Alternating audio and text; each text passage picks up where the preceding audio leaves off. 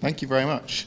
I'm glad my title has already kind of loosened up the room, provided some laughs. I'd like to start off by thanking everyone at ERA except Gideon. Would have been much easier without his insistent kind of interruptions, but no, genuinely, like, you've been fantastic as well, just slightly less good than everyone else. Technical issues mean, oh, there we go. What are we talking about today? You've all seen, or most of you have probably seen, the maps lying around the office. We're going to do some mapping. We're going to think about why I've been taking up all the whiteboard space and kind of drawing these crazy diagrams. But more specifically, I am looking at understanding plausible routes to collapse from climate impacts under 2 degrees of warming. Sounds like a bit of a mouthful, but it's very straightforward. We know the sort of impacts that we're going to experience more and more as the Earth warms. And I'm not talking about kind of runaway hot 5, 6, 7 degrees of warming. Even under the kind of IPCC limiting warming to 1.5, 2 degrees target, we're still going to see a kind of more hurricanes, more floods, more wildfires, and that sort of stuff. So I want to understand, is there plausible routes to existential risk, societal collapse from these sort of things that we know are going to increase in the next kind of like 30, 40, 50 years. I've summed up with the TSA quote, we're not going to go out with a bang, but something is going to kind of accidentally end the world and it's going to be very sad. Just to kind of again, people don't think climate change is an existential risk. I'm going to try and prove them wrong, show that it's kind of right. I think this does most of the work for me. What have we already seen to date? Okay, climate impacts under 1.1 degrees of warming. We have this currently about where we are, and we know that things are getting pretty bad. You just have to look in the news, and it's very depressing. This is a map of large-scale climate impacts from 2020, and you can see, for example, we had record low rainfall in the West USA, record high rainfall in the Atlantic Ocean, and successive hot, wet extremes in the kind of east of Asia. Hot, wet is kind of, as it sounds, it's kind of like very, very high humidity, but kind of like, yeah, just extreme warm, wet temperatures. I don't know why I tried to explain that. It's very self-evident. And these things are going to just continue and get more extreme and more likely as we keep going. So what did we do to kind of like try and understand what the impacts are? Based on a number of factors, most prominently the impacts that were set out under the special IPCC report on 1.5. We looked at the sort of impacts that we think are most likely, and we developed some potential scenarios of like where these things can happen, the impacts they're likely to have, and kind of like the geographies and distributions, all these sort of things. And we developed a number of scenarios that we went out to ask people about. So we developed 3 scenarios. First one was a Category 5 hurricane that could potentially hit a major financial hub. Think about hurricanes that hit New York or Hong Kong in the past, but also kind of like picture like a massive flood that potentially impact London. And we developed some kind of boundary conditions on these scenarios, so we limited it to kind of in the next 10 to 20 years, and against trends that we've seen kind of already happening to date. So increased warming, but also increased inequality, polarization, geopolitical instability. And we did this for a number of different scenarios. We also created a mega drought scenario that impacts a major food exporter.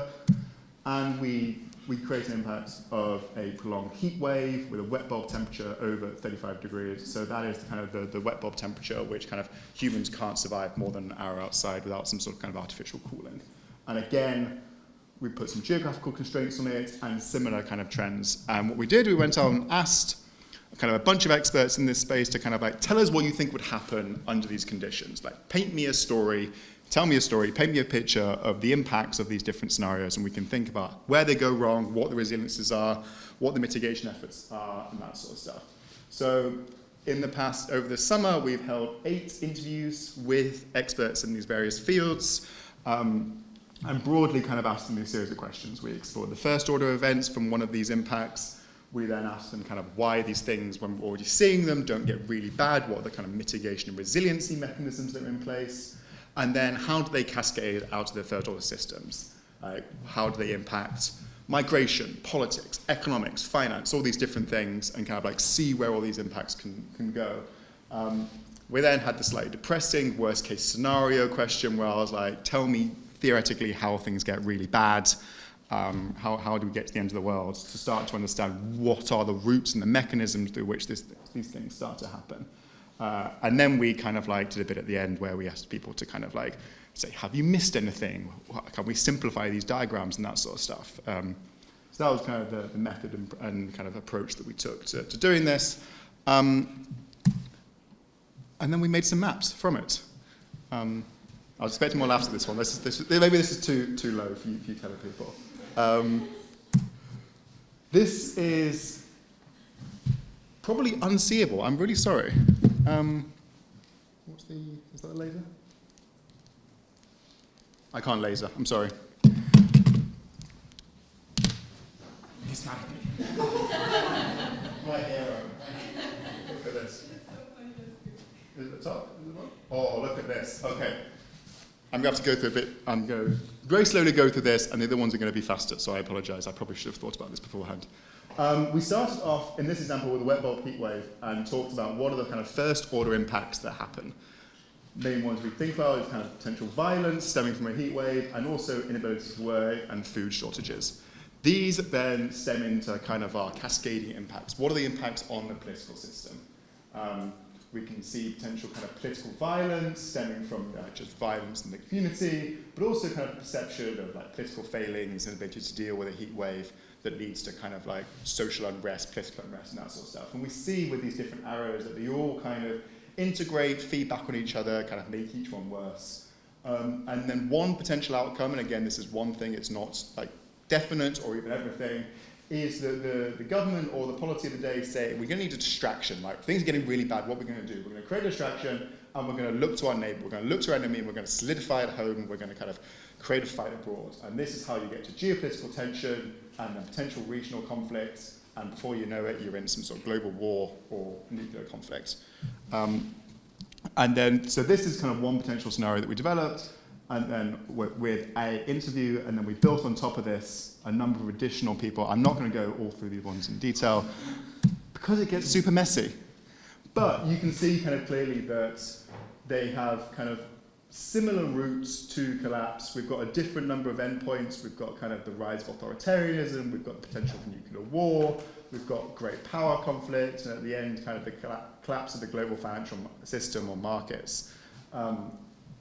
And we kind of see throughout them the different cascades and mechanisms through which these things happen. So again, we talked about kind of food shortages into political violence, but here we've got the potential for kind of terrorism and sabotage, leading to kind of increased polarization and the decrease in democracy, which leads to authoritarianism. And at the back, we've got kind of like, again, food production, food shortages that stem out of the initial country into kind of poor countries, increasing state fragility, and again, kind of like the impact of critical minerals, resources, and stuff that lead to great powers getting involved and kind of potential for large-scale conflicts. What can we learn from this? What's the point in doing this? There's a number of things that I think is important to bring up. To date, we had a good idea of what these things, how climate impacts impact the first-order system, how a heat wave in one area impacts that area, whether it's food production or violence, that sort of stuff. We have a less clear understanding of how these things kind of cascade and scale out of their initial systems. So that's one of the things we wanted to look at. We didn't want to find out ways in which they cascade globally and across systems. Again, while the possibility of cascade is understood, the actual dynamics and mechanisms through which this happen isn't well understood. And even within these interviews, it's interesting that when you get to this, when you get to kind of how do these things get really wrong, they go, oh, we get regional conflict, global conflict, war, end of the world sort of thing. Like the exact step through which it happened is still kind of poorly understood. So that's kind of or uncertain. So this is one of the things we wanted to explore. A kind of key uncertainty around this is that we're talking about potential kind of like long periods of time under which this happened, and they take place under a backdrop of kind of, as I set out, continued warming, political tensions, economic trends.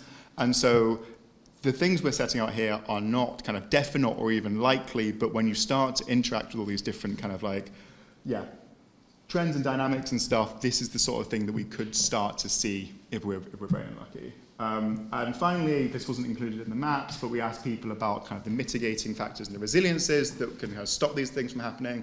And the two that came up time and time again reducing inequality, strengthening democratic norms, stop the kind of these cascades into the worst case scenarios. They stop kind of the violence stemming from food shortages or the political kind of like collapse that stems from, again, these sort of first order effects that we've seen.